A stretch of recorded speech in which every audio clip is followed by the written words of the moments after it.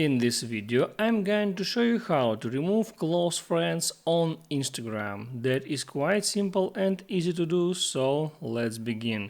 You know that when you want to share your story, you can share it just for your close friends, and in that video I'll show you how to add people to your close friends list and how to remove them from that list. So once you are on Instagram, go to your profile and here tap on three lines icon, and there is close friends option. Select that. Now you see that I got 3 people in my close friends list, and to add more people in that list I can look at suggested, select some persons and tap done. When I want to remove some persons from my list, I just uncheck them and tap done. Now go back, close friends, and here I got 4